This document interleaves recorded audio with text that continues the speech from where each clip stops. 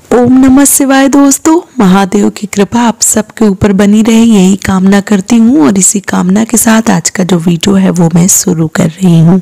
तो आज के वीडियो में मैं बात करने वाली हूँ आने वाली चैत्र नवरात्रि के बारे में।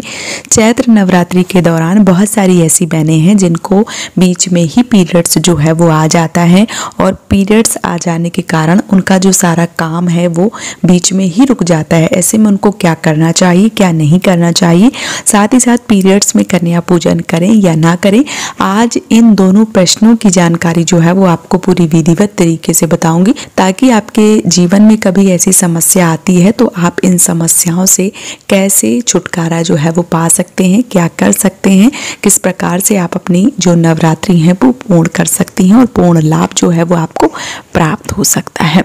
तो आने वाली 9 तारीख को 9 अप्रैल को दिन मंगलवार से नवरात्रि जो है वो शुरू हो रही है और पूरे 9 दिन के नवरात्रि जो है वो इस बार लग रहे हैं।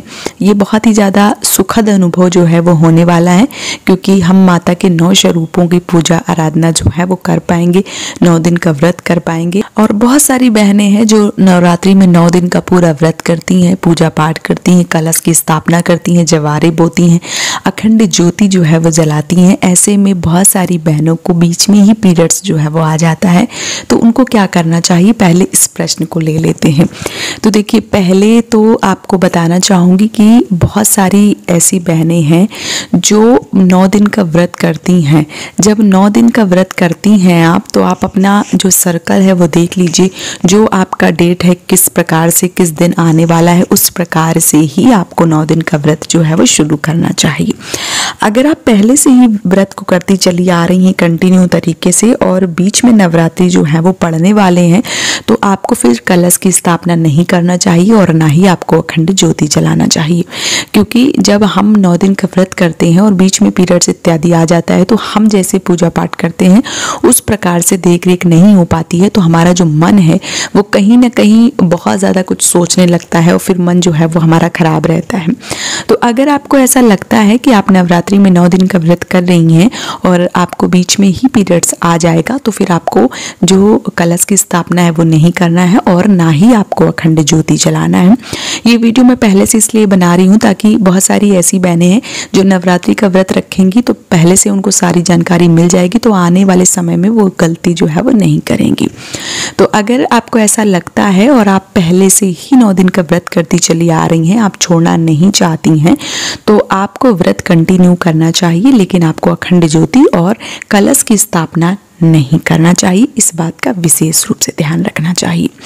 अगर आपको नवरात्रि के बीच में 9 दिन अगर आप व्रत कर रहे हैं और अगर आपको पीरियड्स आ जाता है, तो आपको व्रत नहीं छोड़ना चाहिए। इस बात का विशेष रूप से ध्यान रखना चाहिए। आपको व्रत जो है वो पूर्ण करनी चाहिए, मानस पूजा करनी चाहिए। जिस प्रकार से आप सुबह या शाम को स्नान करती हैं, उसके बाद आपको स्नान करने के बाद माता जी का ध्यान करना चाहिए और मानस पूजा करनी चाहिए। इस बात का आपको विशेष रूप से ध्यान रखना है। जो बहनें 9 दिन का व्रत करती हैं और किसी कारणवश कई बार क्या होता है 2, 4, 5 दिन 8 दिन इधर उधर हो जाता है और बीच में पीरियड्स आ जाता है, और अगर आपने कलश की स्थापना कर रखी है या अखंड ज्योति जला रखी है, तो आपको अपने घर में जो भी बड़े बुजुर्ग हैं उनको बोलना चाहिए वो अच्छे से ध्यान रखें, कलश की भी और जो अखंड ज्योति है उसकी भी ध्यान रखें, और घर को जो है वो अकेला कभी भी ना छोड़ें। इस बात का विशेष रूप से ध्यान रखें। अगर घर में बड़े बुजुर्ग नहीं हैं तो आपके बच्चे होंगे, अगर बच्चे छोटे हैं तो आप अपने पति से भी पूजा पाठ जो है वो करवा सकती हैं। अब जिस भी नियम से वो पूजा कर पाते हैं, क्योंकि जितने अच्छे से स्त्रियां पूजा करती हैं पूरे विधिवत तरीके से, उस प्रकार से मैं ऐसा नहीं कहूँगी कि नहीं कर पाते हैं। बहुत सारे भाई बंधु जो हैं वो कर लेते हैं और बहुत सारे भाई बंधु जो अपने काम के चक्कर में उतने अच्छे से पूजा पाठ नहीं कर पाते हैं या उनके पास समय नहीं होता है, तो वो उतने अच्छे से पूजा पाठ अगर नहीं कर पाते हैं तो कोई दिक्कत नहीं है। आप सुबह की जो मान लीजिए पूजा है, माता जी को स्नान ध्यान हो गया, दिया बाती हो गया, या जो जवारे में पानी सींचना है ये हो गया, या धूप बत्ती की आरती हो गई, तो आप इस प्रकार से पूजा कर सकते हैं।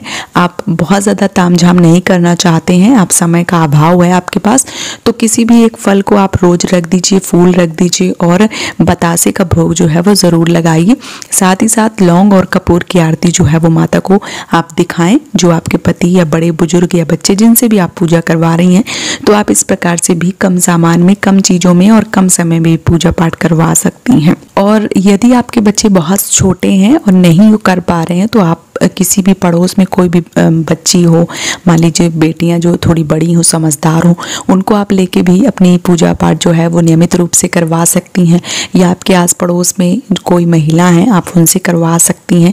जिन्होंने व्रत रखा हो, कोई भाई बंधु हो, आप उनसे भी करवा सकती हैं। आस पड़ोस मोहल्ले में जो भी हैं, आप उनसे अपनी पूजा जो है वो कंटिन्यू करवा सकती हैं। और यदि ये करना संभव नहीं है, आपके पास कोई भी आपके रिलेटिव, आपके बड़े बुजुर्ग, आपके बच्चे या आपके पति जो है वो आपकी इस प्रकार से जो मदद है वो नहीं कर पा रहे हैं, तो आपको क्या करना है, आपको सुबह स्नान करना है और शाम को स्नान करना है। जिस भी प्रकार से आप स्नान करती हैं उसी टाइम पे आपको स्नान करना है। भगवान से थोड़ा दूरी बना के आपको बैठना है और वहीं से मानस पूजा जो है वो करना है। भगवान को प्रणाम करना है, माता जी से विनम्र निवेदन करना है कि मैया इस अवस्था में मैं हूँ कि आपको मैं छू नहीं पा रही हूँ, टच नहीं कर पा रही हूँ और ऐसी अवस्था हो गई है कि मैं अब कुछ नहीं कर पा रही हूँ।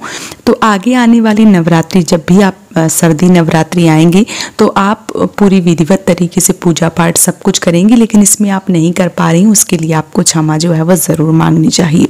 साथ ही साथ अगर 5 दिन हो गया है, तो बहुत सारी ऐसी बहनें जिनका 5 दिन हो जाता है या 6 दिन हो जाता है, 7 दिन हो जाता है, 8 दिन हो जाता है, तो जो ऐसी बहनें हैं वो पूजा पाठ कर सकती हैं। क्योंकि किसी भी हम माता की पूजा करते हैं तो हमें 5वें दिन पूजा जो है वो शुरू कर देनी चाहिए। इसमें कोई भी दिक्कत, कोई परेशानी जो है वो नहीं है। बशर्ते आपको 2 बार बाल जो है वो धो लेने चाहिए, एक तो तीसरे दिन और एक 5वें दिन अच्छे से बाल धो के और पूजा पाठ जो है वो कर सकते हैं। पीरियड्स में आप भगवान को टच ना करें, स्पर्श ना करें, मानस पूजा जो है वो ज़रूर करें। रह गई जवारे इत्यादि, क्योंकि लास्ट दिन जवारे जो है वो सिरवाए जाते हैं पानी में या माता जी के मंदिर में, या जो कलश है वो भी हटाया जाता है। तो वो आप टाइम निकाल के अपने घर के बड़े बुजुर्ग, अपने पति, अपने बच्चों से या आस पड़ोस मोहल्ले से जिससे भी करवाना चाहती हैं। अगर आपकी अवस्था 5-6 दिन नहीं हुआ है या उसी दिन पीरियड्स आ गया, तो आप उनसे भी करवा सकती हैं। इस प्रकार से भी आप जो पूजा पाठ है वो करवा सकती हैं। अब बात करूं कन्या भोजन की, तो देखिए कन्या भोजन जो पीरियड्स है, वो पीरियड्स में कन्या भोजन जो है वो किस प्रकार से करवाना चाहिए। क्योंकि जब हम कंजकों की पूजा करते हैं, जब हम कन्या खिलाते हैं, तो वो हमारे लिए माता के ही 9 स्वरूप होते हैं। वो पूरी उनकी विधिवत तरीके से हम पूजा अर्चना करके ही जो कन्या भोजन है वो करवाते हैं। तो अगर आपका 5वां दिन है, 6वां दिन है, 7वां दिन है, 8वां दिन है, तो आप पूजा विधिवत तरीके से करके कंजक जो है वो पूज सकती हैं, कन्या खिला सकती हैं। लेकिन अगर आपको लग रहा है कि नहीं, आप जो है वो ऐसा नहीं कर पा रही हैं, तो आपको क्या करना है, आपको घर पे कुछ नहीं बनाना है, आपको बाहर से ही पूजन सामग्री का जो सामान है वो मंगवाना है और दही जलेबी जो है वो मंगवा के अपने बच्चों की या पति की मदद से कन्या भोजन जो है वो करवा सकती हैं, जो कंजक है वो पुजवा सकती हैं। इस प्रकार से आपको जो कन्या पूजन है वो करना चाहिए। घर पे फिर खीर पूड़ी, हलवा पूड़ी, चने, इस प्रकार का भोजन जो है वो नहीं बनाना चाहिए। और यदि ये करना संभव नहीं है, तो आप कुछ पैसे जो है वो अपने पति के हाथों से या बच्चों के हाथों से, जितने में आप ये समझ लीजिए कि जो कन्या भोजन है वो हो जाएगा, उतना या तो आप राशन पानी या पैसे जो है वो किसी मंदिर में दान करवा दीजिए, या आप अष्टमी या नवमी वाले दिन किसी मंदिर के बाहर ही जो अनाथ कन्या या गरीब कन्या बहुत सारी आपको मिल जाती हैं, आप उनकी मदद जो है वो कर सकती हैं। स्वरूप कोई भी हो सकता है, पूजा पाठ कई तरीके की हो सकती है, बस आपको करने की देरी है कि आप किस प्रकार से कर सकते हैं। तो इस वीडियो में मैंने आपको संपूर्ण जानकारी जो है वो दे दी है। उम्मीद तो अगर पूजा पाठ और भक्ति से जुड़े वीडियो आप सब देखना चाहते हैं और आप सबको पसंद आ रहे हैं, तो प्लीज़ मुझे सपोर्ट कीजिए और इस चैनल को सब्सक्राइब जरूर कीजिए।